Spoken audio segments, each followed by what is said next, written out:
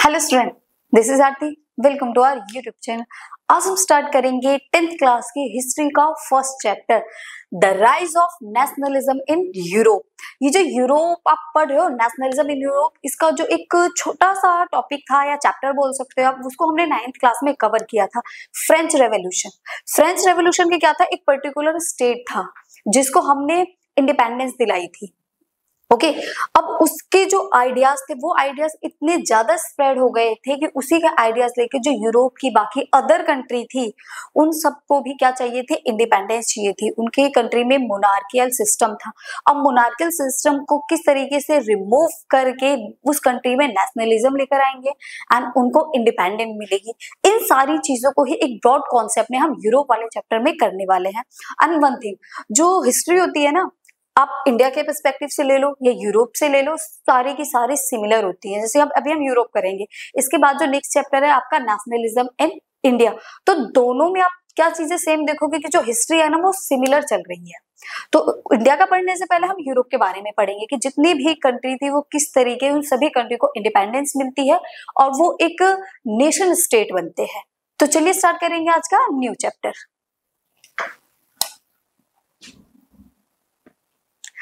तो देखिए, जो आज हमारा हिस्ट्री का चैप्टर है नेशनलिज्म इन यूरोप, इस नेशनलिज्म में यूरोप वाले चैप्टर में हम यूरोप की जितने भी स्टेट थे, या फिर ये बोल सकते हैं कि उस टाइम पे स्टेट तो थे ही नहीं, एम्पायर्स थे।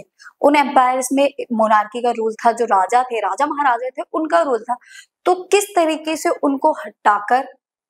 उनको हटाने के बाद नेशन स्टेट बने, तो इन्हीं सब चीजों को आज हम यहाँ पर कवर करने वाले हैं। उससे पहले हम देखेंगे ये जो फिगर आपको दिया हुआ है, ये फिगर क्या कहता है, क्या इंपोर्टेंट चीजें हैं इस फिगर के अंदर जो कि हमें यहाँ पर दिया हुआ है। और देखो, हिस्ट्री का चैप्टर है, यूरोप का है, तो आप किसी भी फिगर को मिस नहीं करेंगे। उसमें जितनी भी चीजें हैं सभी को आपको इसमें स्टडी करना है। तो सबसे पहले हम इस फिगर को देखते हैं और फिर इसके बाद हम ये पढ़ेंगे कि नेशनलिज्म का जो आइडिया है वो क्या होता है, किस तरीके से लोगों में एक कलेक्टिव आइडेंटिटी जो थी वो आई, एक जो शेयरिंग बॉन्डिंग थी वो किस तरीके से एमर्ज होती है। तो उससे पहले ये देखते हैं। देखिए, ये आपको एक फिगर दिखाई दे रहा है। ये फिगर एक ड्रीम फिगर था जो कि फेडरिक सोरियो ने बनाया था। किसने बनाया था ये फिगर? फेडरिक सोरियो ने बनाया था। देखिए, इन 1848 में जो फेडरिक सोरियो थे, उन्होंने, वो एक फ्रेंच आर्टिस्ट थे और उन्होंने एक 4 प्रिंटिंग ऑफ सीरीज बनाई थी। उस 4 प्रिंटिंग की सीरीज में से एक फिगर है जो अभी मैंने आपको दिखाया, वो एक फिगर हमने लिया हुआ है।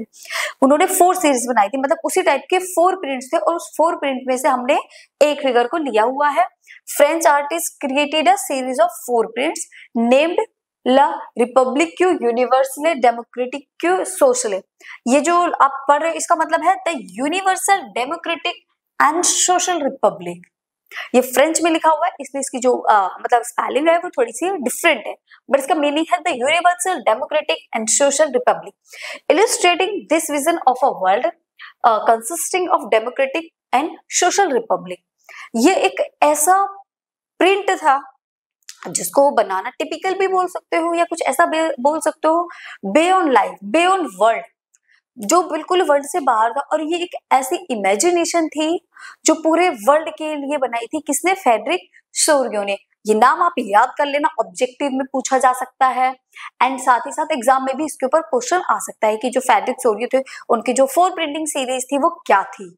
तो उसके लिए आपको ये समझना तो पड़ेगा। देखो, मैं ये नहीं बोलती कि आप डेट को याद करो, ठीक है, डेट का रट्टा मारो, कोई जरूरत नहीं डेट का रट्टा मारने की, बट जो आपको कॉन्सेप्ट है ना वो क्लियर होने चाहिए। अगर कॉन्सेप्ट क्लियर है तो डेट आपके माइंड में खुद ब खुद याद हो जाएगी। और देखो एक चीज और, हिस्ट्री को जब आप पढ़ते हो ना, अब आप सोते हुए बोर होकर पढ़ोगे तो बिल्कुल भी आपकी समझ नहीं आएगी।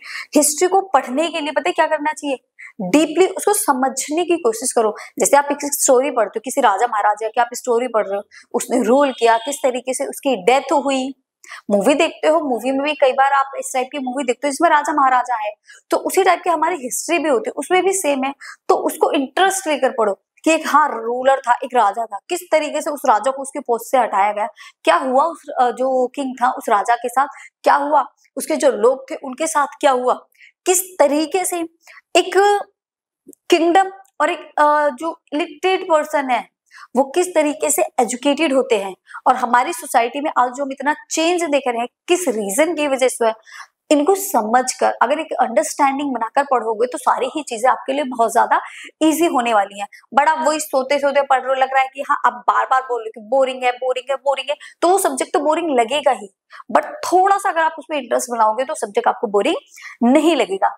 तो जैसे कि ये है, ये अब देखो सिंपल सी चीज है, एक ऐसी प्रिंटिंग बनाई गई है जो प्रिंटिंग इमेजिनेशन से भी बिल्कुल बाहर है। मतलब देखो किसी भी चीज को अपनी इमेजिनेशन में बनाना सोचना थोड़ा सा टिपिकल होता है, एक बिल्कुल नए आइडियाज को फॉलो करना थोड़ा सा तो टिपिकल होता है ना, कुछ बिल्कुल न्यू सोचना कई बार लोग सोच भी नहीं पाते हैं। तो एक ऐसे पर्सन थे जिन्होंने ऐसी चीज को सोचा बल्कि बनाया भी।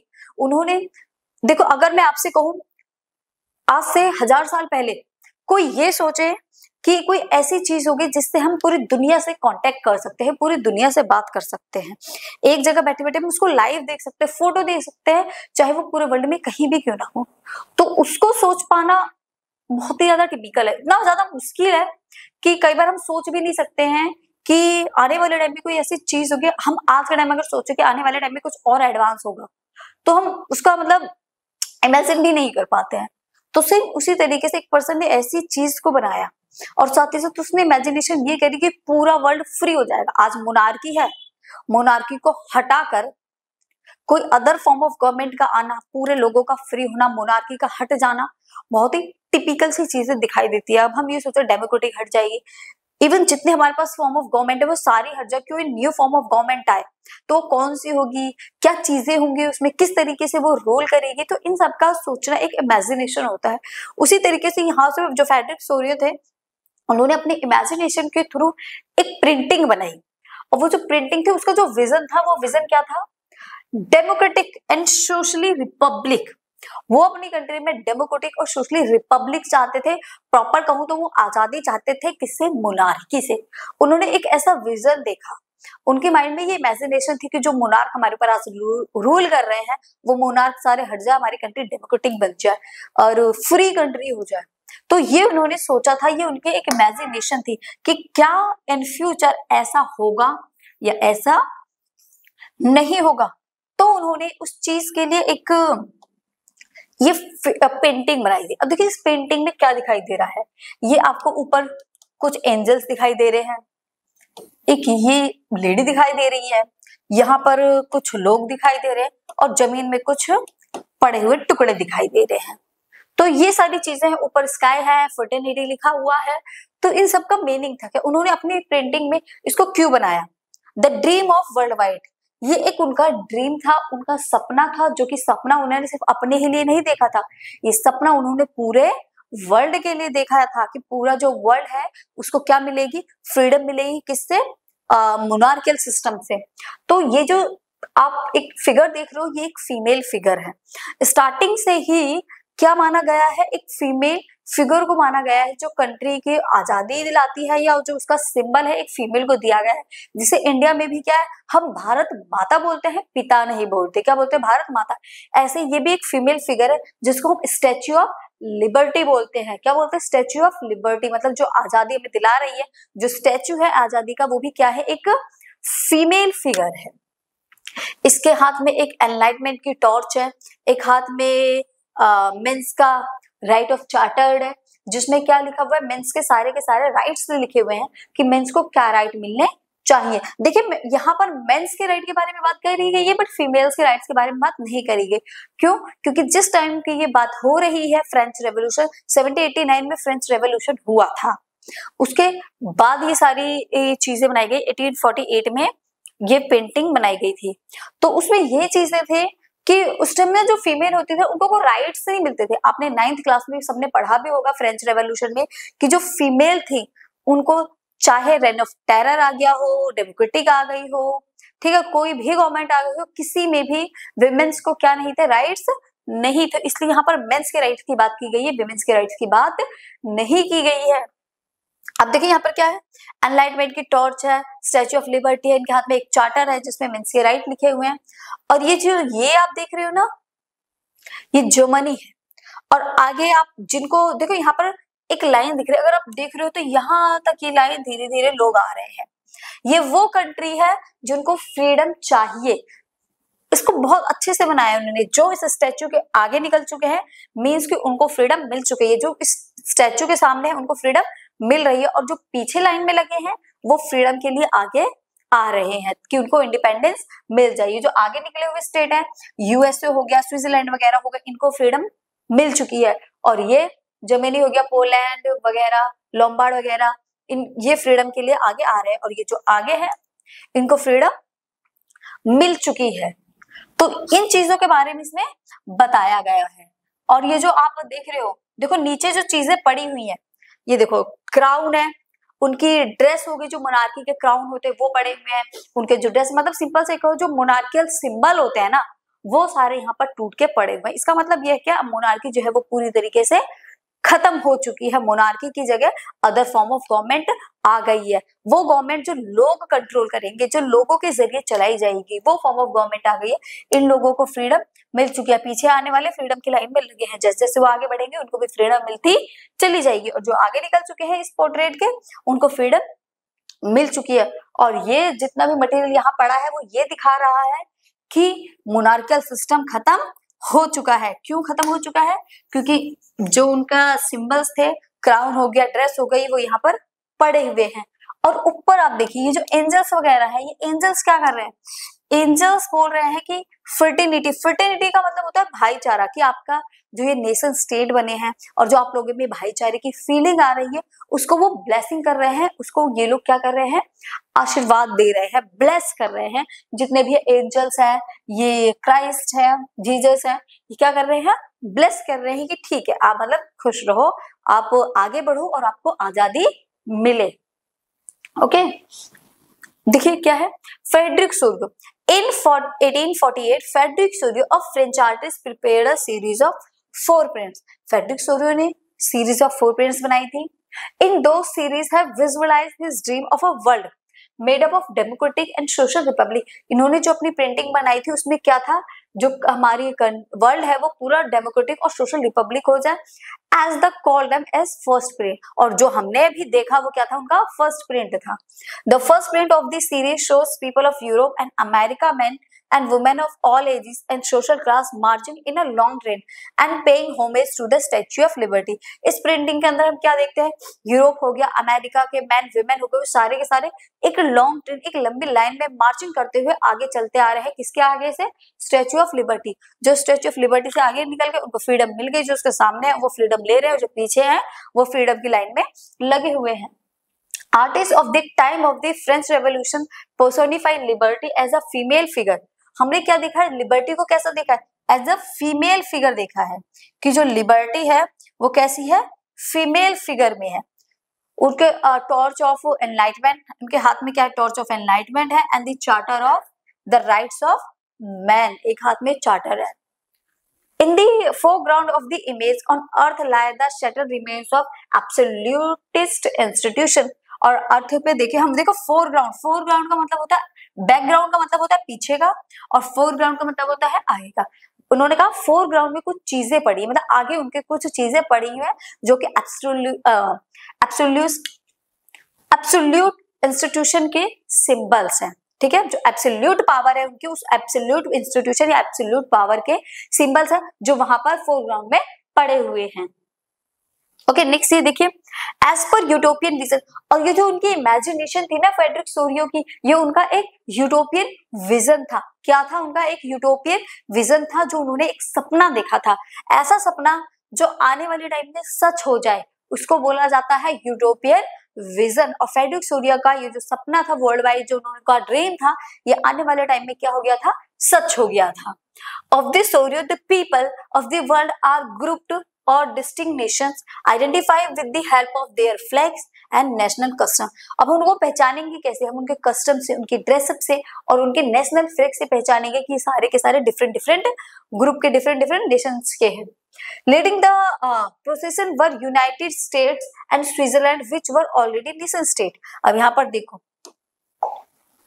ये जो स्टैचू के आगे निकल चुके हैं यूएसए और स्विट्जरलैंड, ये ऑलरेडी नेशन स्टेट बन चुके हैं, और जो पीछे रह गए हैं वो क्या है, उनको अभी फ्रीडम नहीं मिली है। जैसे क्या है, France which just raise the statue, France जो कि स्टैचू के सामने है उसको क्या फ्रीडम मिल रही है, identifiable bye the revolutionary try colour, उसको हम उसके फ्लैग से पहचान सकते हैं। France was follow by the people of Germany bearing black red and golden flag, उनके हाथ में क्या है, ब्लैक रेड और गोल्डन फ्लैग है, जिससे हमें पता चलता है कि फ्रांस और जर्मनी उनके पास में ही है, जो कि फ्रीडम के लिए लाइन में खड़े हैं, जो नेशन स्टेट बनने के लिए बिल्कुल स्टैच्यू के सामने है, जो कि क्या बन रहे हैं, नेशन स्टेट बन रहे हैं।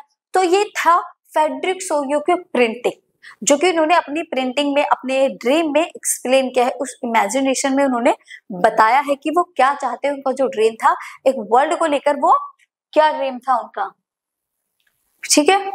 By the time Sorio created this image, the people of Germany did not exist as a nation state।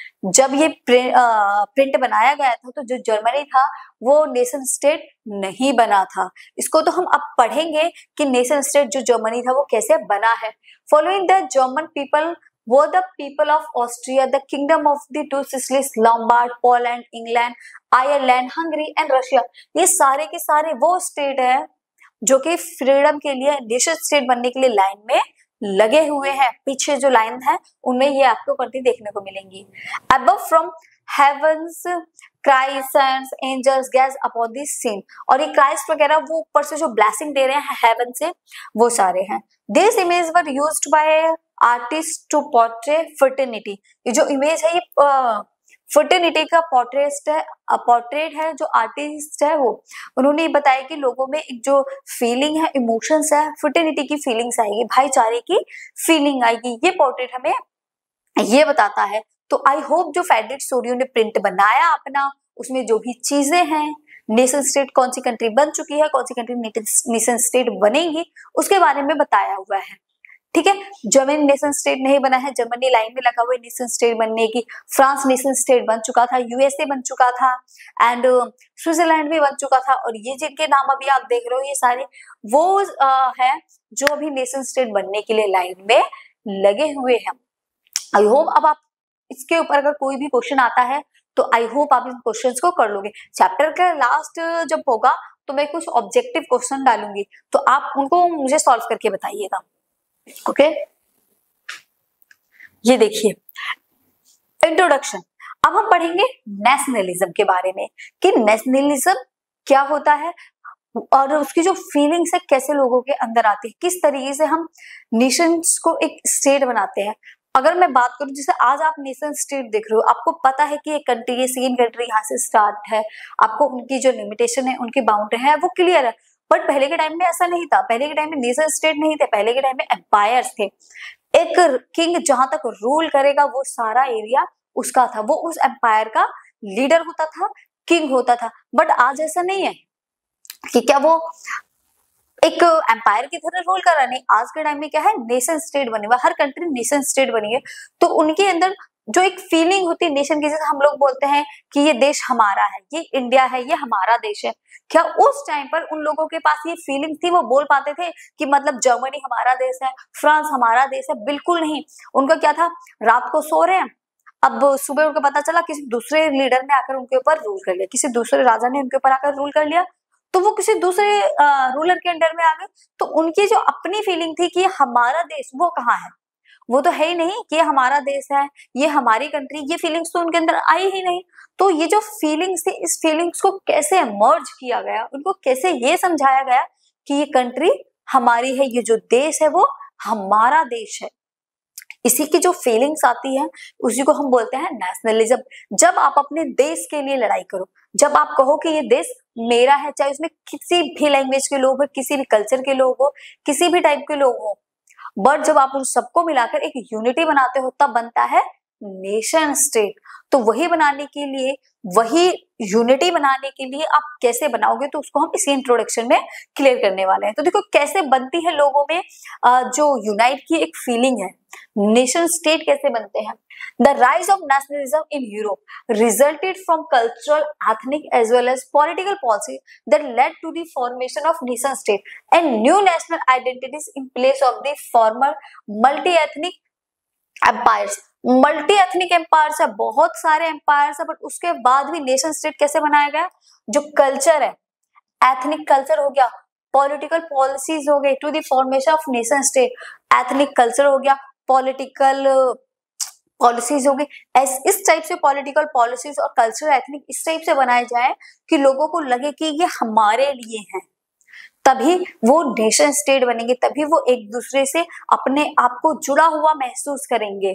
ठीक है, जो पॉलिसीज की फॉर्मेशन की जाए उसी से हम क्या बनते हैं? नेशन से। उनकी आइडेंटिटी ऐसे की जाए कि जिस तरीके से वो मल्टी एथनिक एम्पायर्स डाइवर्स थे ना, वो एक यूनिटी में आकर बन जाए। It began in mid 18th century with the age of the Enlightenment. It gained momentum earlier in the 19th century as a product of the industrial revolution and the consequent rise of the middle classes. 18th century से 19th century आने तक लोगों में enlightenment आई। Enlightenment के बाद industrial revolution हुआ, middle class emerge हुई, और उस मिडिल क्लास के एमर्ज होने के बाद जो स्टेट थे वो मॉडर्न स्टेट कैसे बने? देखिए यहाँ पर दो पॉइंट आते हैं, एक होता है मॉडर्न स्टेट और सेकंड होता है नेशन स्टेट। देखो पहले मोनार्की थी, अब ऐसा तो नहीं है कि मोनार्की को हटा दे, चलो कहो हट जाओ अब तुम, अब हम नेशन स्टेट बनाएंगे, तो इतना इजी नहीं होता। जितना हमें बोलने में लगता है उतना प्रैक्टिकली कुछ चीजें इतनी इजी नहीं होती है। तो मोनार्कियल से नेशन स्टेट बनने का जो डिस्टेंस थी ना, ये जो उनका एक वे था, बहुत डिफिकल्टीज थी इसमें, और उन्होंने इसको कैसे सॉल्व करी, तो उसको हम ऐसे समझेंगे, जो मोनार्कियल थी धीरे धीरे उसमें चेंज किए गए, मोनार्कियल को मॉडर्न स्टेट बनाया गया।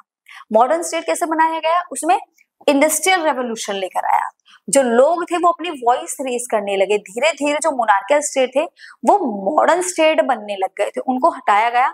एकदम से तो नहीं कि हटो हटो हटो तुम हट जाओ, हम मॉडर्न स्टेट बनाएंगे, नेशन स्टेट बनाएंगे, एकदम से नहीं हटाया गया। तो धीरे धीरे जो चीजें थे ना उनको मॉडर्न कर दिया गया। जो लोग कभी बिल्कुल ही इलिटरेट थे, जहां पढ़े लिखे लोग नहीं थे, वहां धीरे धीरे एजुकेशन आई। एजुकेशन के बाद एक नई क्लास एमर्ज हुई, वो थी मिडिल क्लास, और मिडिल क्लास के आने से ही सबसे पहले ये चीजें फ्रांस में हुई थी, क्योंकि 9th में हमने पढ़ा है सबसे पहले जो कंट्री नेशन स्टेट बनी है वो कौन सी थी? फ्रांस थी। उसमें बास्टाइल फोर्ट वगैरह वाला आपने चीजें पढ़ी होगी, तो फ्रांस से ही रिलेट करके हम यूरोप को पढ़ेंगे। तो सबसे पहले फ्रांस में नेशन स्टेट बने थे, उसका जो आइडियाज स्प्रेड हुआ था ना सब में, सब उसी आइडिया को फॉलो कर रहे थे। और जैसा वो ये लोगों के थिंक, अब एक जो चीज थी आइडियाज जो था ना, कि लोगों को जो बोल सकते हैं कि जो नेशन स्टेट का मजा था ना वो सबने चख लिया था, सबको पता चल गया था कि जब फ्रांस इंडिपेंडेंट हो सकता है, नेशन स्टेट बन सकता है, अपने अकॉर्डिंग गवर्नमेंट चला सकता है, तो हम क्यों नहीं। तो फ्रांस को देखकर जो उसके आइडियाज थे, जो उसको इस फिलोसफर ने आइडियाज को स्प्रेड किया था, वो पूरे यूरोप में बिल्कुल आग की तरह फैल चुका था। अब लोग उसी आइडिया को फॉलो कर रहे थे। तो जो एजुकेशन आई, लोग एजुकेटेड हुए तो मिडिल क्लास एमर्ज हुआ, मिडिल क्लास एमर्ज हुआ तो मिडिल क्लास ने इंडस्ट्रियलाइजेशन किया, इंडस्ट्रियलाइजेशन हुए, ठीक है, और बहुत सारी इंडस्ट्रीज सेटअप की गई। तो इन्हीं से क्या हुआ, एक जो कंट्री थी ना, जो मोनार्कियल जो सिस्टम एम्पायर था, वो एम्पायर किस में कन्वर्ट हो गया? मॉडर्न स्टेट में कन्वर्ट हो गया। जितने भी मॉडर्न स्टेट थे वो नेशन स्टेट बने थे, बट सभी नेशन स्टेट को हम मॉडर्न स्टेट नहीं बोल सकते। क्यों नहीं बोल सकते? जहां पर मॉडर्नाइजेशन नहीं है बट वो नेशन स्टेट बने हैं, तो हम क्या उनको मॉडर्न स्टेट बोलेंगे? नहीं बोलेंगे। बट एक तरीके से दोनों सिमिलर ही है, मॉडर्न स्टेट और नेशन स्टेट हम एक दूसरे के सिनोनियम भी बोल सकते हैं। ओके, तो इस टाइप से एनलाइटमेंट आई, क्योंकि लोगों में क्या था, वो आइडियाज आया जिससे उनके पास एक समझ आई कि हाँ, जब फ्रांस इंडिपेंडेंट हो सकता है, इंडिपेंडेंट नेशन स्टेट बन सकता है, तो यूरोप में बाकी अदर कंट्री नेशन स्टेट क्यों नहीं बन सकती। तो उसी आइडियाज में उनके लिए एनलाइटमेंट का काम किया उसने, और क्या बने? मॉडर्न स्टेट बने। As a result of this developments, और ये जो डेवलपमेंट हो रहे थे ना, जो चीजें इंडस्ट्रियलाइजेशन हो रहा था, ट्रेड हो रहा था, इन डेवलपमेंट्स की वजह से the nation state replace Europeans multinational dynasty empires, और इन्हीं डेवलपमेंट की वजह से ये जो मल्टीनेशनल डायनेस्टी एम्पायर थे ना, ये क्या हो गए? ये रिप्लेस्ड हो गए, और इनको रिप्लेस करके क्या बनाया गया? नेशन स्टेट बनाए गए। अब देखो यहाँ पर आप कनेक्ट करो कि किस तरीके से नेशन स्टेट बने। मोनार्कियल जो सिस्टम था वो धीरे धीरे रिड्यूस होने लगा, रिप्लेस होने लगा और उसकी जगह नेशन स्टेट बनने लगे। डेवलपमेंट आया, इंडस्ट्रियलाइजेशन आया, एजुकेशन आई, जो वर्कर्स थे वो जॉब करने लगे। अब आपने 9th में पढ़ा होगा, पहले 3 स्टेट थे, क्लर्जी, नोबेलिटी और पुअर। बट अब पुअर नहीं था, अब पुअर में ही मिडिल और पुअर 2 क्लास आ गई थी। पहले मिडिल और पुअर एक ही थी, बट अब पुअर अलग हो गया और मिडिल क्लास अलग हो गई थी। तो मिडिल क्लास को समझती कि भाई हम ही क्यों, बाय बॉर्न हमारे पास राइट क्यों नहीं और मोनार्कियल के पास बाय बॉर्न राइट क्यों है, बाय बर्थ राइट क्यों है। वो मोनार्की उनके बेटे हैं या उनकी नेक्स्ट जनरेशन है तो उनको बाय बर्थ राइट मिल रहा है, बट हमें क्यों नहीं। उन्होंने अपनी वॉइस रेज करी, लोगों को समझाया, ठीक है, वो अपने हक के लिए लड़ाई करने लगे। तो अब सभी लोगों को लग रहा है कि हमारे साथ भी तो सेम हो रहा है, तो उनका जो ग्रुप था वो कंबाइंड आ गया। तो उन्हें पता लग रहा है कि ये कंट्री हमारी है, ये देश हमारा है, तो हम इसके लिए आवाज क्यों ना उठाएं। मोनार्कियल सिस्टम को हटाओ, हम खुद रूल करेंगे, अपने आप रूल करेंगे। तो यहीं से अब देखो लोग कनेक्ट हुए ना, एक दूसरे के साथ कनेक्ट हुए, तो वहीं क्या बना, नेशन स्टेट बने। लोगों को पता चला कि हमारी कंट्री और हमें इस देश के लिए वॉर करनी है और इन मोनार्कियल सिस्टम जो चल रहा है, जो हमारे अगेंस्ट है, उसको हटाकर हमें अपने लिए काम करना है। तो यहीं से क्या बने, नेशन स्टेट बने। What is nationalism? अब नेशनलिज्म क्या है? Nationalism was an ideology. Nationalism कोई ऐसी चीज नहीं है रखी हुई जिसको आप देख सको, ये एक विचारधारा है। क्या है? एक आइडियोलॉजी है। Used to drive and unite the population to form a unified state. ये क्या करती है? यूनाइट करती है, जो पॉपुलेशन है उसको यूनिफाइड करती है, उसको एक स्टेट बनाती है, where members of country share the same culture and linguistic background. उस कंट्री का बोल लो आप, या उस स्टेट के जितने भी मेंबर, जितनी भी पॉपुलेशन होती है, उनका सेम कल्चर होता है, सेम लिंग्विस्टिक होती है, सेम लैंग्वेज होती है। तभी तो उनको लगेगा हम दोनों सेम लैंग्वेज वाले, हम भाई भाई, सेम कल्चर वाले भाई भाई। तो इस टाइप से नेशन स्टेट बनते हैं, जो एक ही लैंग्वेज को, एक ही आइडियोलॉजी को शेयर करते हैं। Different countries adopted this ideology in Europe to fight for their independence. जो डिफरेंट कंट्री है यूरोप के अलावा, उन्होंने इस आइडियोलॉजी को एक्सेप्ट किया और उसको एक्सेप्ट करने के बाद उन्होंने फाइट करी independence from the imperialism of the German and the Russian empire.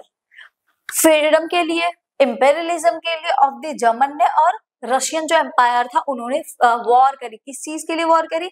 अपने इंडिपेंडेंट के लिए, अपने इंपेरियलिज्म के लिए। Several factors that led to nationalism in Europe, including the rise of the middle classes, the Industrial Revolution, and the separate of the ideas of the Enlightenment। और इस पे कौन कौन से बहुत सारे फैक्टर हैं जो इस पर वर्क करते हैं। नेशनलिज्म इन यूरोप के लिए कौन कौन से फैक्टर? देखो, सबसे फर्स्ट है मिडिल क्लास। अगर मिडिल क्लास नहीं होता तो मे बी जितनी भी पॉसिबिलिटी बन रही है ना, वो नहीं बन पाती। सबसे फर्स्ट जो फैक्टर काम करता है वो है आपका मिडिल क्लास, क्योंकि मिडिल क्लास ने ही जो एक आइडिया था ना एनलाइटमेंट का, उसको स्प्रेड किया था। फिर इंडस्ट्रियल रेवोल्यूशन आया, फिर जो आइडियाज एनलाइटमेंट का आइडियाज था वो स्प्रेड हुआ। जो फिलोसफर आइडियाज देकर गए थे उस आइडियाज को स्प्रेड कर दिया गया है और सभी उस आइडियाज को फॉलो करने लगे कि हमें इस पर वर्क करना है। ओके, तो यहीं से क्या फीलिंग्स आई लोगों में? नेशनलिज्म की फीलिंग है। उनका एक कल्चर है, इनकी लिंग्विस्टिक एक है, लैंग्वेज एक है, सभी एक लैंग्वेज बोल रहे हैं। तो अब आप यहाँ पर ये बोल सकते हो कि मैम हम सिविक्स में तो कुछ और पढ़ते हैं कि सेम लैंग्वेज डिफरेंट लैंग्वेज होगी तो वॉर हो जाएगी, सबको बराबर मतलब इक्वली राइट मिलने चाहिए। देखो, बट ऐसा नहीं है। हर जो कॉन्सेप्ट होता है हर चीज के अकॉर्डिंग वो डिफरेंट डिफरेंट होता है। हम सिविक्स के पर्सपेक्टिव से पढ़ते हैं तो हमें वो चीजें पढ़नी है, बट हम हिस्ट्री के पर्सपेक्टिव से पढ़ेंगे, सबको यूनाइट करने के लिए, सबको एक साथ लाने के लिए हमें इन चीजों को फॉलो करना पड़ा। ओके, देखिए एक ये थे अर्नेस्ट रेनान। अर्नेस्ट रेनान थे, ये एक फ्रेंच के बहुत ही बड़े फिलोसफर थे। क्या थे? फ्रेंच के बहुत ही बड़े फिलोसफर थे। सरबोन, यूनिवर्सिटी ऑफ सरबोन, इन्होंने 1882 में अपने यूनिवर्सिटी में सरबोन किया था, लेक्चरर थे ये। तो इन्होंने बताया था नेशनलिज्म की फीलिंग को। इन्होंने बताया था कि जो नेशन होते हैं क्या होते हैं। A nation never has any real interest in accessing और holding on to a country against its will. तो ये बता रहे थे कि किस तरीके से हम अपनी फ्रीडम को अचीव कर सकते हैं। तो ये जो है तो इनका नाम आ सकता है, इन्होंने ही एक्सप्लेन किया है व्हाट इज नेशन, नेशन को इन्होंने एक्सप्लेन किया है। ऑब्जेक्टिव में इनके बारे में क्वेश्चन पूछा जा सकता है कि नेशन स्टेट क्या है, किसने बताया इसके बारे में। देखिए what is nation? In the essay Renane criticized the notion suggested by that a nation is formed by a common language, race, religion और territory। नेशन कैसे बनते हैं? जब उनकी लैंग्वेज सेम हो, स्किन बेस्ड जो कलर है वो सेम हो, रिलीजन सेम हो और उनकी टेरिटरी सेम हो, तभी क्या बनेगा? एक नेशन स्टेट बनेगा। आपको एक नेशन स्टेट बनाने के लिए एक पास्ट रखना पड़ता है। देखिए हमारी हिस्ट्री है, हम इंडिया को जब इंडिपेंडेंस मिली तो हम सब एक साथ क्यों आए? क्योंकि हम सबके हिस्ट्री सेम है, हम सबने वॉर करी है ब्रिटिशर्स को यहाँ से भगाने के लिए, तो हम सबकी हिस्ट्री क्या है? सेम है, हम सबने मिलकर काम किया है, तो हम क्या बने? एक नेशन स्टेट बने। तो यूरोप में भी सेम यही है, जब लैंग्वेज सबकी सेम होगी, मैंने भी क्या बताया, हम सेम लैंग्वेज के तो हम दोनों क्या हो गए? भाई भाई हो गए। हमारी सेम कल्चर है तो हम सिस्टर सिस्टर्स हो गए। तो ये वाली जो चीजें है ना, तो यही इन्हीं से क्या बनता है? नेशन स्टेट बनता है। A nation is the culmination of a long past, जिसका एक लॉन्ग हिस्ट्री होती है, लॉन्ग पास्ट होता है। वही जाकर उसी हिस्ट्री को जो हम बताते हैं तो उनको लगता है कि भाई हमारी दोनों की चीजें क्या है? कॉमन है। जब चीजें कॉमन है तो हम दोनों एक साथ ही है ना, एक जैसे ही है। तो इनकी ये जो थ्योरी थी सेम सेम चीज वाली, कॉमन चीजें वाली, इसी से क्या बने? नेशन इसी से बनते हैं। ओके, तो आई होप आपको जो नेशन है वो क्लियर हो गया होगा कि नेशन क्या है। जब लोगों की सेम कॉमन चीजें मिल जाए, रेस हो गया, लैंग्वेज हो गई, टेरिटरी हो गई, जब सेम रिलीजन हो गया, सेम सारी चीजें होंगी, अब उनको अपनी उस चीज के लिए वॉर करने, मतलब हम जिस देश में रह रहे हैं हम सबकी लैंग्वेज कॉमन है, सब कुछ कॉमन है, और हमारे ऊपर आकर कोई अटैक कर रहा है तो हम सब साथ मिलकर वॉर करेंगे ना। आज एक पर्सन के साथ हो रहा है, कल वो हमारी पूरी कम्युनिटी के साथ करेगा, तो हमें इसके रिफ्लेक्शन में सबको एक साथ अटैक करना पड़ेगा। तो ये जो फीलिंग थी कि हम एक है, यही फीलिंग होती है नेशनलिज्म। ओके, आई होप आपको ये तो बहुत ही अच्छे से क्लियर हो ही गया होगा। अगर फिर भी किसी को कोई डाउट रहता है तो फटाफट से कमेंट करिए। ओके, चलिए नेक्स्ट टॉपिक देखते हैं अपना,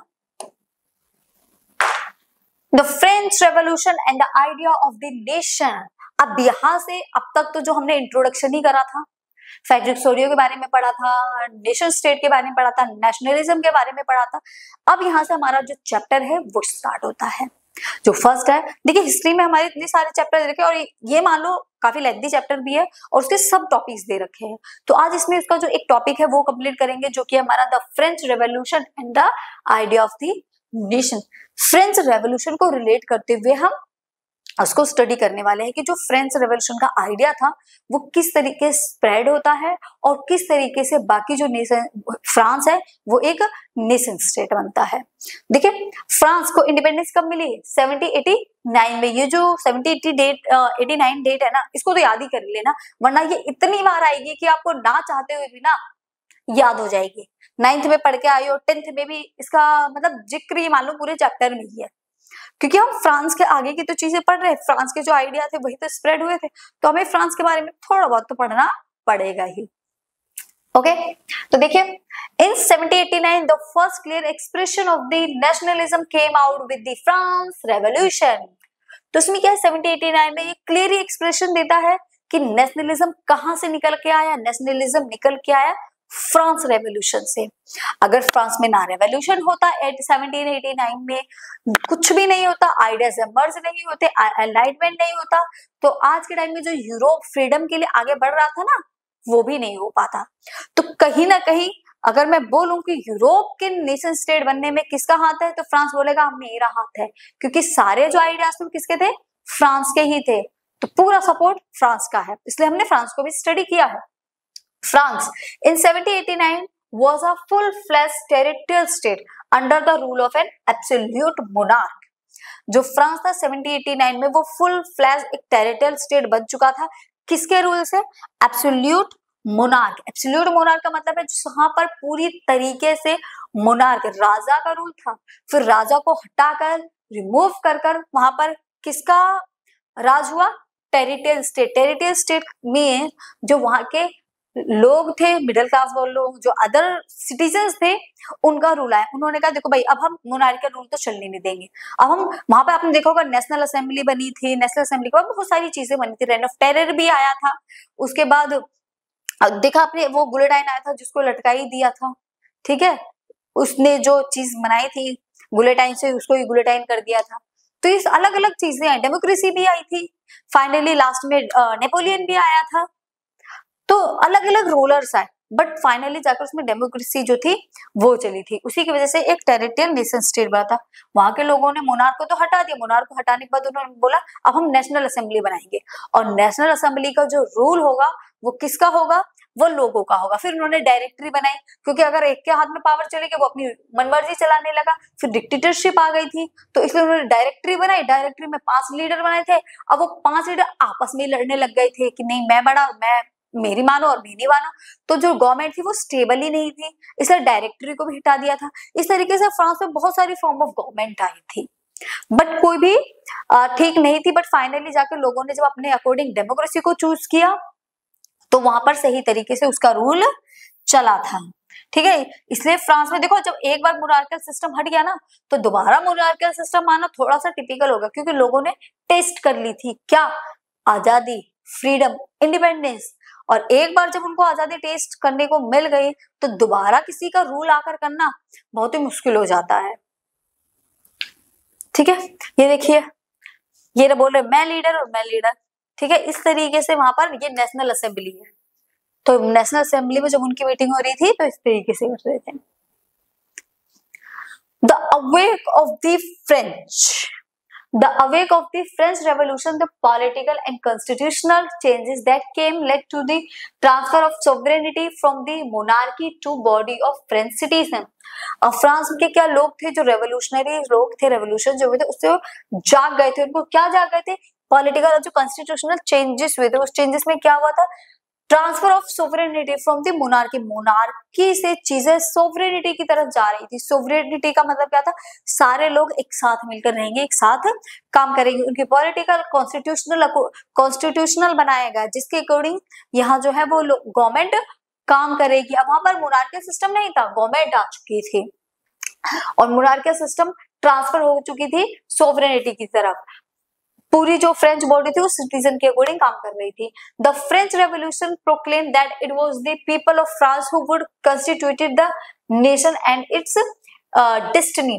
the French revolution proclaim that it was the people of France who would constituted the nation and it's destiny. वो उसके नेशन जो था फ्रांस, उसके नेशन के लिए काम कर रहे थे कि उसकी डेस्टिनी क्या है। अब जो पहली से चीज चल रही थी उनको हटाकर वो क्या कर रहे थे, एक कलेक्टिव आइडेंटिटी बना रहे थे कि सब मिलकर एक साथ काम करेंगे। उनको नेशन स्टेट बनाना था। From the very beginning of the revolution, the revolutionaries started introducing various measures and practices that could create a sense of collective identity amongst the French people. जो फ्रांस के लोग थे वो अपने आपस में एक कलेक्टिव आइडेंटिटी को क्रिएट कर रहे थे। कलेक्टिव आइडेंटिटी का मतलब क्या है, सबकी कॉमन लैंग्वेज हो, कॉमन कल्चर हो, कॉमन रिलीजन हो, तो जिसकी वजह से एक ऐसी आइडेंटिटी क्रिएट होगी कि वो सबको एक साथ कलेक्ट कर लेगी, एक यूनाइट बना लेगी, एक यूनिटी में आ जाएंगे वो सारे। इस तरीके के फीचर्स पे वो सारे के सारे काम कर रहे थे। Major changes during French revolution, और फ्रेंच रेवोल्यूशन के दौरान क्या क्या चेंजेस हुए थे। The idea of the la patrie, la patrie का मीनिंग होता है द फादरलैंड। जैसे हमारी भारत माता द मदरलैंड है, वैसे ही उनकी क्या है, फादरलैंड। फ्रांस को द पिता से क्रिएट किया गया है। एंड ले सिटियोन, ले सिटियोन का मतलब है वहां के जो सिटीजन है। ला पैतरिया उनकी जो जमीन थी उसको फादरलैंड बोला गया है, और वहां के लोगों को ले सिटियोन। Were introducing to promote the notion of a unite community enjoying equal rights under a constitution. वहां प्रमोट किया गया नोशन को, यूनाइट को, कि सब एक यूनाइटी में रहे, इक्वल राइट्स मिले।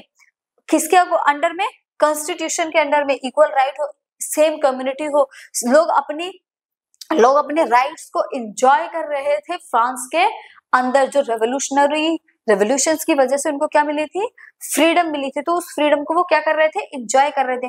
और देखो, to replace the former royal standard, अब उनका जो फ्लैग था ब्लैक गोल्डन वगैरह जो फ्लैग था उसको हटाकर उन्होंने अपना एक न्यू फ्लैग बनाया था, try colour of flag choose किया था। जो पहले था उसको उन्होंने रिप्लेस कर दिया था। बाद में जो बना था ब्लू व्हाइट और रेड, ठीक है, ब्लू व्हाइट और यहाँ पर ब्लू था, ये व्हाइट था और यहाँ पर ये रेड फ्लैग बनाया गया था। ये इनका न्यू फ्लैग था। To body of active citizen elected the estates general and rename the national assembly. France में मैंने क्या बताया आपको, नेशनल असेंबली बनाई गई थी। बहुत सारे आए थे, कभी डायरेक्ट रूल आया, डिक्टेटर रूल आया, democracy I, rain of terror आया और नेशनल असेंबली आई थी। तो वहां पर जो ईस्ट स्टेट थे, स्टेट जनरल ने rename the national assembly, national assembly को भी रीनेम कर दिया था। इसके बाद उन्होंने कुछ और कहा। बार बार जो फ्रांस था वहां पर चीजें चेंज हो रही थी। Cultural expression of nationalism in the name of the new nation, new hymns were composed, oaths were taken and martyrs were commemorated, ठीक है। तो ये सारी चीजें अलग थी। उनका जो कल्चर था वो अलग था, वो ओथ ले रहे थे, शपथ ले रहे थे, उनका जो राष्ट्रीय गान था उसको चेंज कर रहे थे। तो ये सारी चीजें उन्होंने करी थी, नई नई चीजें लेकर आए थे, वो नए नए आइडियाज आए थे। अब फ्रीडम मिली थी, राइट्स मिले हैं, उसको प्रॉपरली वो क्या कर रहे हैं, इंजॉय कर रहे हैं। तो उनकी मिलिट्री चेंज हो गई, आर्मी की जो चीजें थी, ठीक है, ओथ वगैरह बहुत सारी चीजें, उनके जो एक्सप्रेशन थे, कल्चर था, वो क्या हुआ था, चेंज हुआ था। तो ये था, ये चेंजेस आए थे फ्रांस में। कब? ड्यूरिंग रेवोल्यूशन, रेवोल्यूशन के बाद में जब रेवोल्यूशन हो रहा था तब नेशनल असेंबली आई, ठीक है, मिडिल क्लास एमर्ज हुआ था वहां पर भी। स्टेट जनरल ने नेशनल असेंबली को भी चेंज कर दिया। उन्होंने अपनी ओथ, ये नेशनलिज्म की सारी चीजें किस चीज से रिलेट करती हैं, आपको नेशनलिज्म से रिलेट करती हैं। अभी देखिए सेंट्रलाइज एडमिनिस्ट्रेटिव सिस्टम, और कौन कौन से एडमिनिस्ट्रेटिव सिस्टम थे जो सेंट्रलाइज किए गए थे। फर्स्ट था a centralise administrative system was put in place. हर जगह ये जो कुछ आपको सिस्टम्स दिखाई दे रहे हैं इनको अडॉप्ट किया गया था। Uniform laws were formulated for all citizen for the nation. जो मोनार्की थी ना, तो मोनार्की ने क्या कर रखा था, सबको अलग अलग लॉ दे रखे थे, लाइक मैन को दे दिया, फीमेल को नहीं दिया। रिच जो थे कंट्री के उन लोगों को कुछ लॉ दे दिए, जो पुअर है उनको लॉ नहीं दिए थे। जैसे ही फ्रेंच रेवोल्यूशन एक इंडिपेंडेंट नेशन स्टेट बना, उन्होंने क्या करा, यूनिफॉर्म लॉ करा। यूनिफॉर्म लॉ का मतलब है सभी को लॉ मिलेंगे, ना तो रिच एंड पुअर देखा जाएगा, ना मेल और फीमेल देखी जाएगी। उन्होंने क्या करा, एक वे में सभी को यूनिफॉर्मिटी लॉ कर दी, मतलब सभी को एक बराबर लॉ दिए जाएंगे। Internal custom duty and dues were abolish. जो भी ड्यूज रह रहे थे, जो भी इंटरनल कस्टम ड्यूटीज रह रही थी, ठीक है, ड्यूज लगाए जा रहे थे, टैक्स लगाए जा रहे थे, उनको भी क्या कर दिया गया था, अबॉलिश कर दिया गया था, कि जिसके ऊपर जो भी टैक्स वगैरह है उनको सबको अब खत्म करो, हटाओ। जो मोनार्कियल रूल था उन्होंने कर रखा था, अब मोनार्की हट गई तो उनके किए हुए सारे काम्स को भी हटा दिया गया, जो भी ड्यूज वगैरह थे सब हटा दिए, चलो खत्म, अब किसी को कुछ पे करने की जरूरत नहीं है, अपने अकॉर्डिंग अपनी मर्जी से अपनी लाइफ जियो। Uniform system of weight and measure were adopted. Weight and measure भी अलग था। देखो जहां जो लीडर था, मान लो फ्रांस एक कंट्री और फ्रांस में 4 लीडर्स है, लीडर्स मींस मोनार्कियल सिस्टम है 4 जगह। अब वो चारों के राजा जो है वो क्या करेंगे, जो एम्पायर है उसमें क्या है, एक के अलग, यहाँ पर देखो एक में क्या है, इस पेन के बदले में आपको 1 kg राइस मिलेगा, ठीक है, और दूसरे थोड़ी सी दूर जाने के बाद क्या है,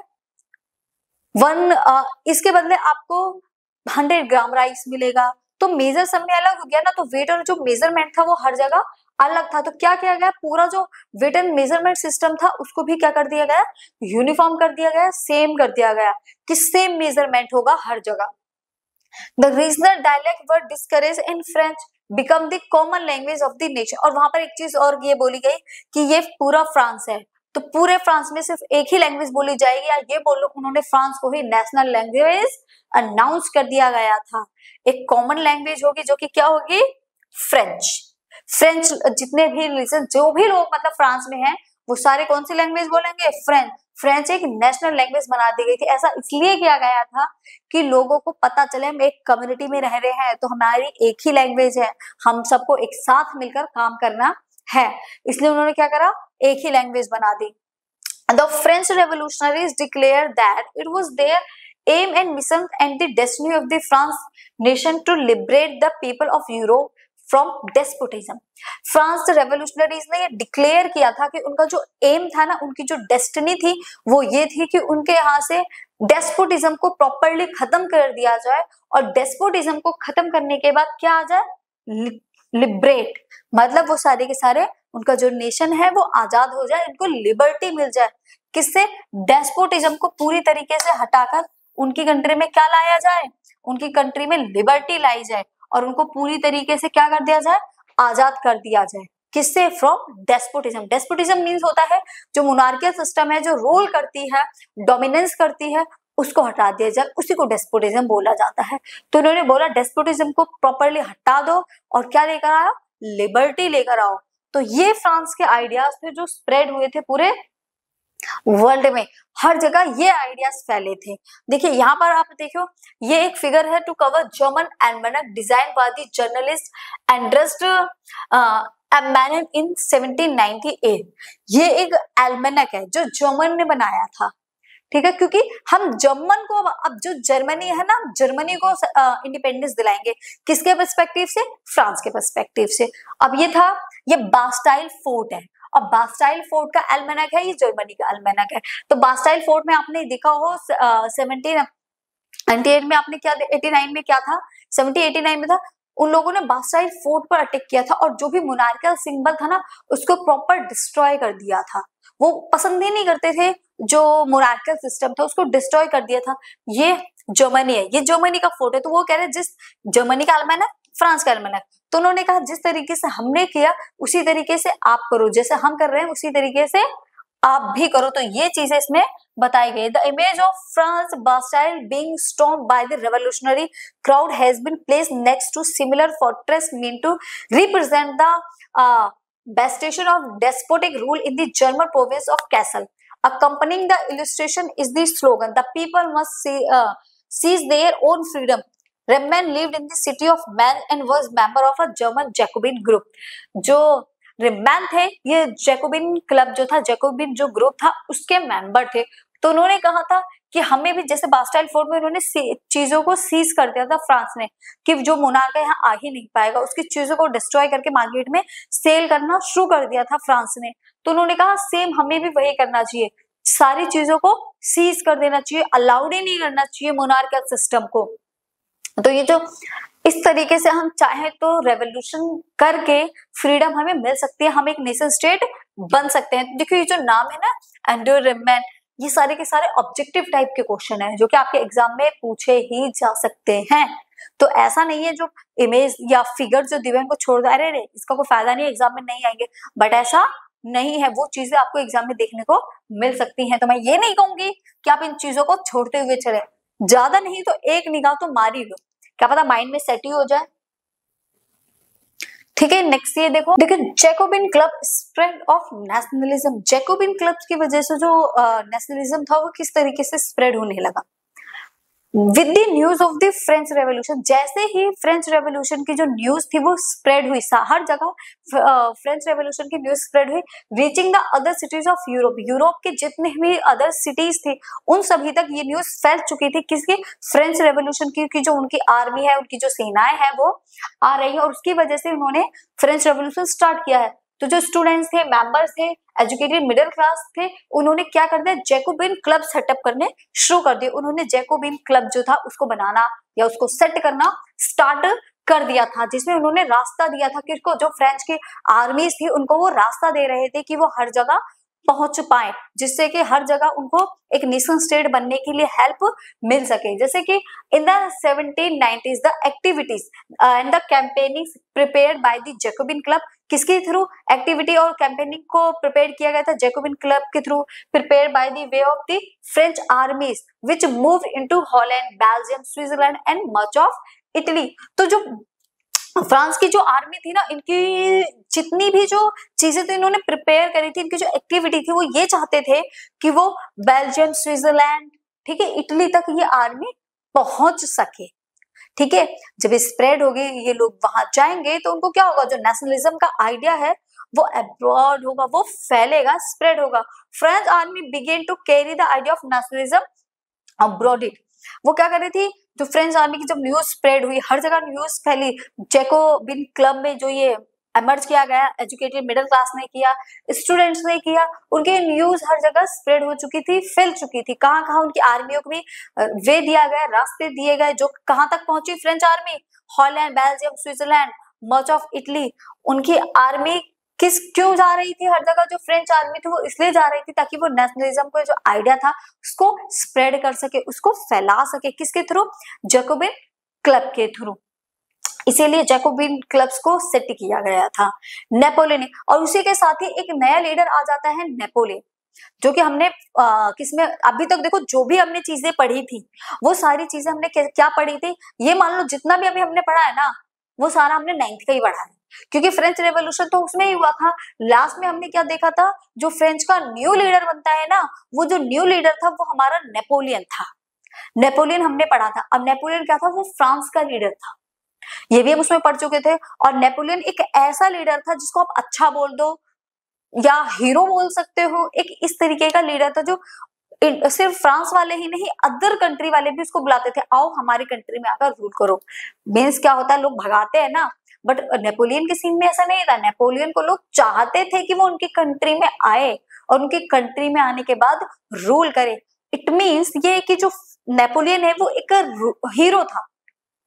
जो सिटीजन्स थी वो उसको देखे तो उनकी नजरों में क्या था, वो एक हीरो की तरह काम करता था। Napoleon set about introducing many of the reformers that he had already introduced in France। तो हम पहले इसका इंट्रोडक्शन देख चुके हैं कहां पर? 9th क्लास में, जो कि लास्ट लीडर किसका बना था? लास्ट लीडर बना था फ्रांस का। उसके बाद की स्टोरी मतलब आप पढ़ेंगे तो जब तक हमने 9th में पढ़ा वहां पर लीडर यही था। और जो नेपोलियन था ये एक आर्मी ऑफिसर था। जब वो वहां पर ये लगने लगा फ्रांस में कि अब मतलब कोई ऐसा बच्चा ही नहीं कि जो अच्छी तरीके से रूल कर सके, तो नेपोलियन ने कहा अब मैं रूल करूंगा और मैं इस तरीके से रूल करूंगा कि जो आप लोग चाहते हो मैं आपको वही चीजें प्रोवाइड कराऊंगा, जो आपको चाहिए मैं वो दूंगा। और इसने ऐसा किया भी। तो इसीलिए तो जो नेपोलियन था वो लोगों की नजर में क्या बन चुका था? He is a hero. ठीक है, ये उस चैंपियन की नजरों में एक हीरो है।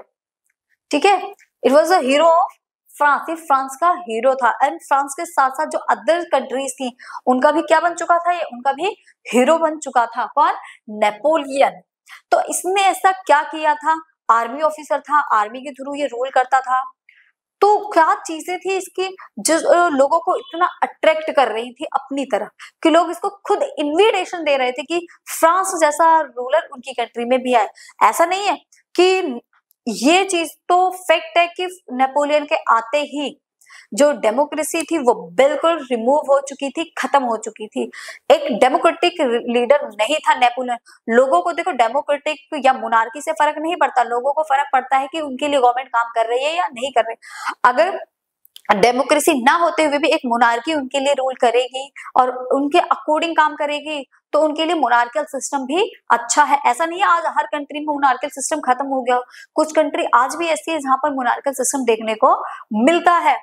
आप डेमोक्रेसी होते हुए भी बहुत ज्यादा करप्शन देख रहे हो तो क्या हम ये कहेंगे कि डेमोक्रेसी बहुत अच्छी है? बिल्कुल अच्छी नहीं है। अगर करप्शन है, लोगों के अकॉर्डिंग काम नहीं हो रहा, जो लोग चाहते हैं उनके डिजायर्स फुलफिल नहीं हो रही है, तो डेमोक्रेसी बहुत ही बेकार है। मोनार्की में अगर ये सारी चीजें फुलफिल हो रही है तो मोनार्की एक बहुत ही अच्छा सिस्टम है। तो यही चीजें हैं कि हम ये नहीं कह सकते कोई भी फॉर्म ऑफ गवर्नमेंट अलग है या कोई भी फॉर्म ऑफ गवर्नमेंट ऐसी है जो कि बेकार है। हम ये कहेंगे कि सारी फॉर्म ऑफ गवर्नमेंट अच्छी है, बट डिपेंड ये करता है कि वो किस तरीके से काम करती हैं। नेपोलियन के आते ही डेमोक्रेसी बिल्कुल ही खत्म हो चुकी थी, बट फिर भी एक अच्छा लीडर बना। तो क्या चीजें थी जिसने नेपोलियन को इतना अच्छा बना दिया? Through a return of monarchy Napoleon had no doubt. देखो क्या था? Return to monarchy. अभी हमने जितनी भी चीजें पढ़ी उस सभी चीजें में हमने क्या देखा कि मोनार्की को रिमूव किया जा रहा था, मोनार्की को हटाया जा रहा था। फ्रांस में नेपोलियन भी आया, डायरेक्टरी भी आई, रेनफ भी आया, नेशनल असेंबली भी आई, मतलब मोनार्की नहीं आई थी। बट जैसे ही नेपोलियन आया मोनार्की रिटर्न आ गई। जिन चीज को हमने पूरा 9th क्लास में हटाने की कोशिश करी थी ना, एंड फाइनली वो चीज दोबारा आ चुकी थी। और किसके थ्रू आई थी दोबारा? वो दोबारा आई थी नेपोलियन के थ्रू। नेपोलियन के लास्ट में डेमोक्रेसी थी, बट नेपोलियन के आते ही डेमोक्रेसी हट के क्या आ गई? मोनार्कल सिस्टम दोबारा से आ गया था। Destroyed democracy in France, France के अंदर डेमोक्रेसी पूरी तरीके से क्या कर दी गई, डिस्ट्रॉय कर दी गई। But in the administrative field he had incorporated revolutionary principles in order to make the whole system more rational and efficient. Monarchical system तो आया, डेमोक्रेसी खत्म हो गई, बट जितने अदर सिस्टम थे ना, जो कि बाकी अदर चीजें थी, कोऑपरेटिव एडमिनिस्ट्रेटिव जो सिस्टम था, जो उसके प्रिंसिपल थे, उसको नेपोलियन ने और ज्यादा रैशनल और एथनिक कर दिया, मतलब उसको और ज्यादा मॉडिफाई कर दिया था। उसने उन सभी सिस्टम को ऐसा कर दिया था कि जो कि आप सोच नहीं सकते कि एक मोनार्की के अंदर ये चीजें नहीं होती हैं, बट उसने वैसी चीजें करी थी। तो वही चीजें क्या थी जिसने उसको इतना महान बनाया। अब लोगों को ऐसा नहीं था कि उनको ये चाहिए कि मोनार्की को हटा दो, अब वो मोनार्की को लेकर ही खुश थे, उनको वही सिस्टम बेस्ट लग रहा था जो आज से कुछ टाइम पहले उनको बेकार लग रहा था। द सिविल कोड ऑफ 1804, वो उनका एक सिविल कोड लेकर आया, वो सिविल कोड लेकर आया। देखिए सिविल कोड में क्या था, जिसको हम नेपोलियनिक कोड के नाम से भी जानते हैं। उन्होंने एक नेपोलियनिक कोड, सिविल कोड को इंट्रोड्यूस किया। उसमें क्या था, which did away with all the privileges based on birth, established quality before law and secured right to property। उन्हें क्या बोला, ये जो प्रिविलेजेस मिलते हैं ना बेस्ड टू बर्थ, कि बाय बर्थ राजा का बेटा ही राजा बनेगा, इसने रिड्यूस कर दिया कि नहीं, ऐसा नहीं है, जो लायक होगा, एलिजिबल होगा, वो लीडर बनेगा।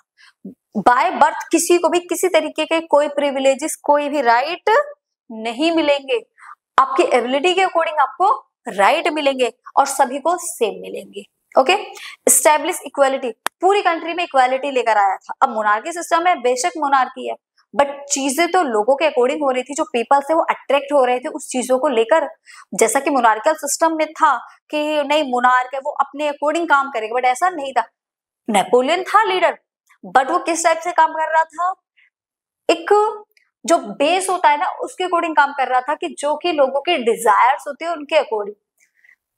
इक्वालिटी अबॉलिश करी थी उसने, अबॉलिश नहीं सॉरी एस्टैब्लिश करी थी।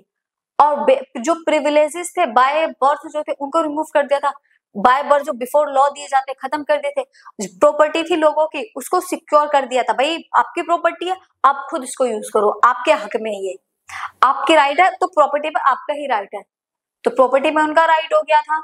And Napoleonic code was exported two reasons and French code, but ये जो रीजन था ना वो सारा का सारा एक्सटेंड हो रहा था, और एक्सटेंड होके वो सारे के सारे रीजन किसके कंट्रोल में जा रहे थे, फ्रांस के कंट्रोल में जा रहे थे। क्यों, क्योंकि जो नेपोलियन था वो फ्रांस का किंग था या लीडर था, तो इसलिए जो भी एक्सटेंड भी हो रहे थे, जितना भी एरिया उसका टेरिटरी एक्सपेंड हो रही थी, वो सारी सारी किसके कंट्रोल में थी, फ्रांस के कंट्रोल में जा रही थी। Napoleon simplified administrative division, abolish the federal system. देखिए फेडरल सिस्टम क्या होता है, या फेडरल लैंड क्या होती है, लॉर्ड क्या होता है, फेडरल लॉर्ड क्या होता है।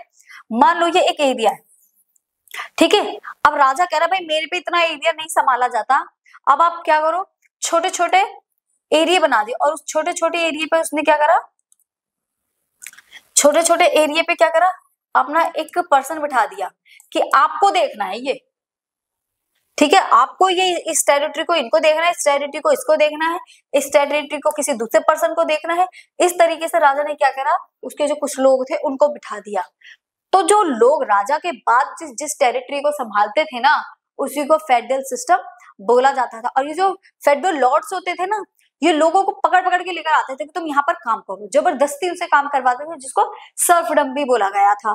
तो जब जैसे ही नेपोलियन आया उसने फेडरल को हटा दिया, हटाओ भाई तुम्हारा कोई काम नहीं है यहाँ पर, लोग अपने अकॉर्डिंग अपना काम करेंगे, ठीक है, तो फेडरल सिस्टम हट गया था। तो जो लोगों के ऊपर रूल कर रहे थे ना लोग, उनको उन्होंने हटा दिया, फेडरल सिस्टम रिमूव कर दिया, अबॉलिश कर दिया। फ्रीड द पीजेंट, जो पीजेंट से जबरदस्ती खेतों में काम करवाया जाता था, दूसरों के लैंड पे काम करवाया जाता, उन पीजेंट्स को भी क्या कर दिया गया, फ्री कर दिया गया। पीजेंट्स मींस किसान, किसानों को फ्री कर दिया गया कि आप भी अपनी मर्जी से जहां मन करे वहां काम करो, जहां मन ना करे वहां काम मत करो, आपको भी दूसरों की टेरिटरी पे काम करने की जरूरत नहीं है। सर्फडम एंड मॉनिरियल ड्यूज, जो सर्फडम था, सर्फडम मतलब जबरदस्ती लोगों को ले जाकर काम करवाया जाता था, उनको भी उसने क्या कर दिया, अबॉलिश कर दिया। मॉनिरियल ड्यूज, जो लोग जैसे मॉनिरियल ड्यूज वो होते हैं जो पैसे देते हैं, आप मान लो आपको नीड है, आपने पैसा ले लिया। अब वो उस पैसे के बदले ना क्या करते हैं, आपको पूरी लाइफ एक स्लेव बनाकर रखते थे, अपने यहाँ काम करवाते थे, फिर भी उनका पैसा खत्म नहीं होता था, मतलब आपकी जो पूरी लाइफ थी उसको बर्बाद कर देते थे। तो मॉन्यूल जो ड्यूज था उसने नेपोलियन ने वो भी रिमूव कर दिया। अब एक बात बताओ, अब जो ये लीडर था नेपोलियन, किस टाइप का लीडर था, कमेंट करके बताना कि यहाँ तक जो नेपोलियन था वो अच्छा था या बेकार था। तो आप मेरे को कमेंट करके बताओगे he is a good man और नॉट, कि वो एक अच्छा इंसान था या फिर नहीं था। देखो उसने फेडरल सिस्टम अबॉलिश कर दिया, पीजेंट्स को फ्री कर दिया, सर्वडम को खत्म कर दिया, मॉन्डियल ड्यूज को खत्म कर दिया।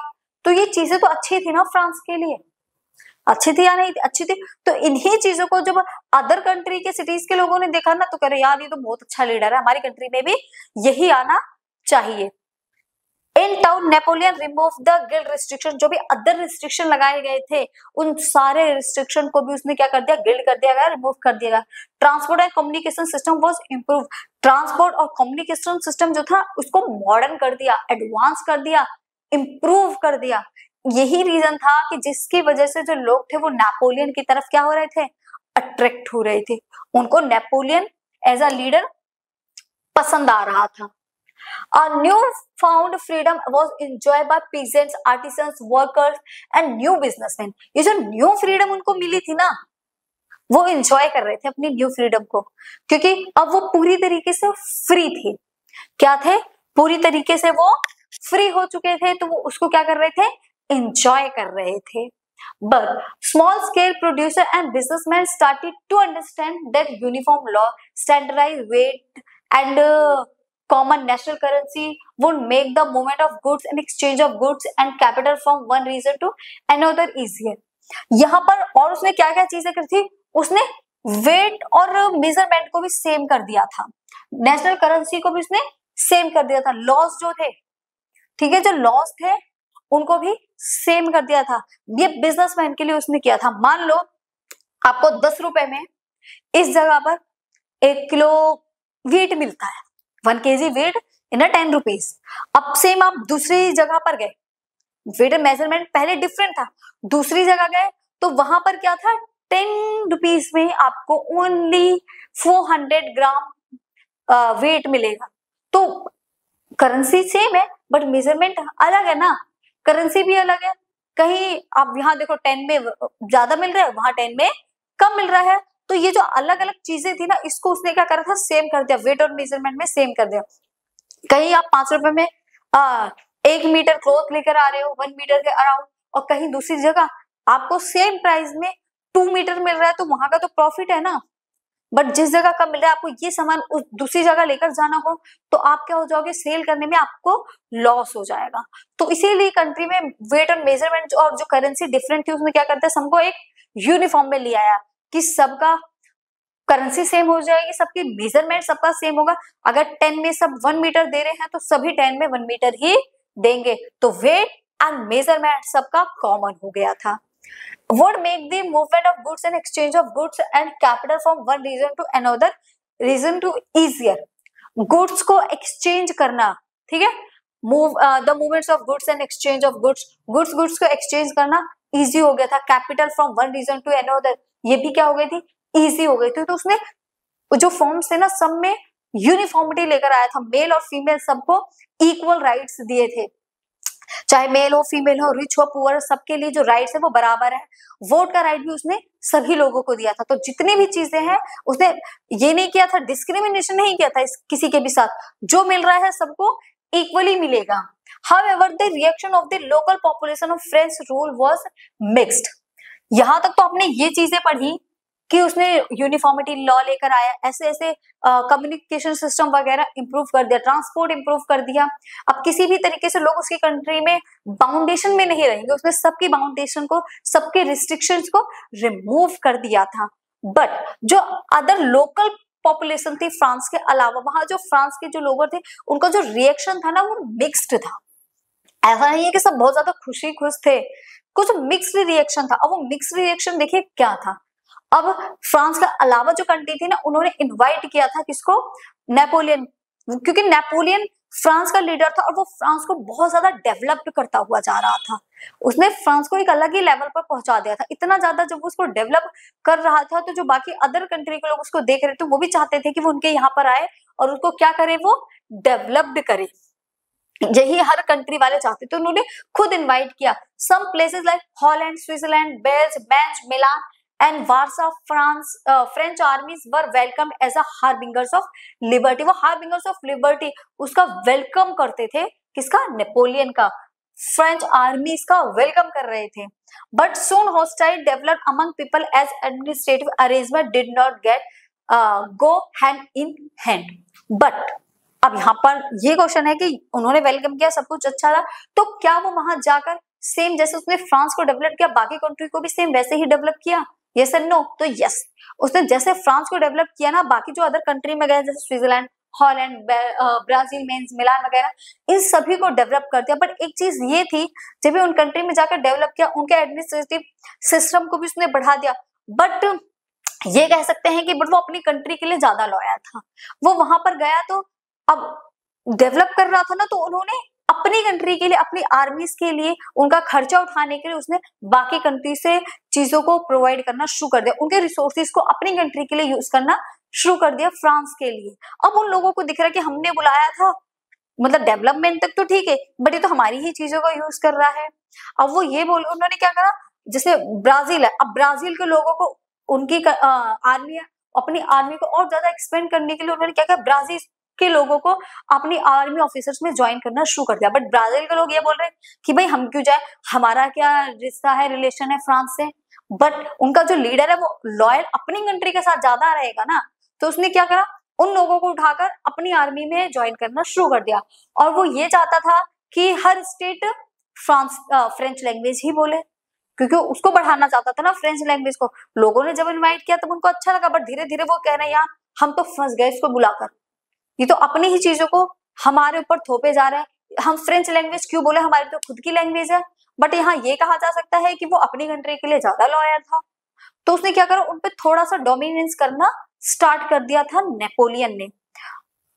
अब उसको अपनी आर्मी के लिए जो खर्चा है वो कौन उठाएगा, जो उसका एक्सपेंस है कौन करेगा, तो उसने इंक्रीज कर दिया टैक्सेशन, टैक्स को इंक्रीज कर दिया। और जिस कंट्री के लिए वो इतना कर रहा है वहां पर उसने सेंसरशिप भी लगा दी। क्यों लगा दी, क्योंकि वो नहीं चाहता था कि कोई भी उसके अगेंस्ट में कुछ भी बोले। आज लोग उसके फेवर में हैं, नेक्स्ट टाइम ये हो सकता है कि वही लोग उसके फेवर में ना रहे, तो उसने सेंसरशिप कर दी कि न्यूज़पेपर, मैगजीन वगैरह में अगर कुछ भी प्रिंट होगा तो वो उसके अगेंस्ट प्रिंट ना हो।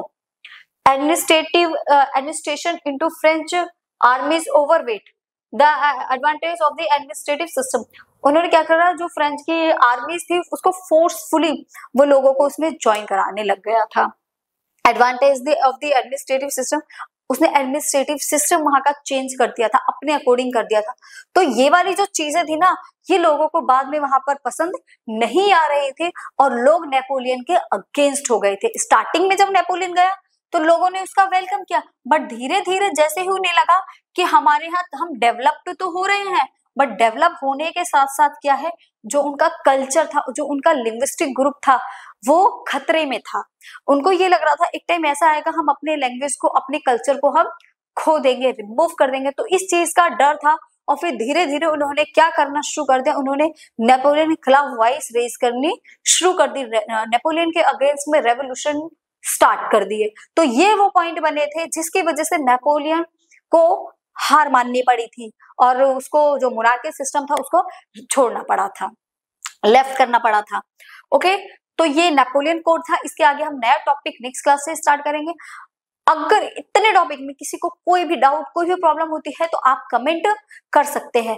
और मैं एक बार सारा का सारा दोबारा से रिकैप कर दूं। सबसे पहले हमने फ्रेडरिक सोरियो के बारे में पढ़ा। फ्रेडरिक सोरियो क्या थे, उनकी 4 प्रिंटिंग थी। 4 प्रिंटिंग में से हमने एक प्रिंटिंग के बारे में पढ़ा जिसमें हम ये देख रहे थे कुछ स्टेचू के आगे निकल चुकी कंट्री है, उनको नेशन स्टेट या फ्रीडम मिल चुकी है। जो उसके आगे है वो नेशन स्टेट बनने के लिए है, एंड जो पीछे है वो अभी उस लाइन में लगे हुए हैं किसमें, नेशन स्टेट बनने के लिए। और हमने बहुत सारे मोनार्की सिंबल भी देखे थे जो नीचे पड़े हुए थे, उससे हमें ये पता चलता है कि अब मोनार्की रिमूव हो चुकी है। फिर हमने नेशनलिज्म के बारे में पढ़ा, नेशनलिज्म की फीलिंग कैसे आती है जब कॉमन लैंग्वेज हो, कॉमन टेरिटरी हो, कॉमन रिलीजन हो, लिंग्विस्टिक कॉमन हो, तो उसी के जरिए क्या होता है, हमारा जो नेशन है वो एक नेशन स्टेट बन जाता है। ठीक है। एंड हमने फिर फ्रांस है, फ्रांस के आइडियाज को पढ़ा कि जो फ्रांस का आइडिया है वो किस तरीके से पूरे वर्ल्ड में स्प्रेड होता है और लोग उसके आइडियाज से अपनी कंट्री में रेवोल्यूशन करना शुरू करते हैं। किस तरीके से फ्रांस की जो आर्मी थी उसको वो वेलकम करते हैं और वेलकम करने के बाद वो ये चाहते हैं वो उनकी कंट्री को भी अपनी कंट्री की तरह डेवलप करे। जब उनके यहाँ पर फ्रांस में किसका रोल था, नेपोलियन का रोल था। तो ये सारी चीजें हमने पढ़ी हैं और आज का चैप्टर हम यही फिनिश करते हैं, बाकी का हम नेक्स्ट क्लास में करेंगे। तब तक के लिए बाय बाय, टाटा, फिर मिलेंगे नेक्स्ट वीडियो में।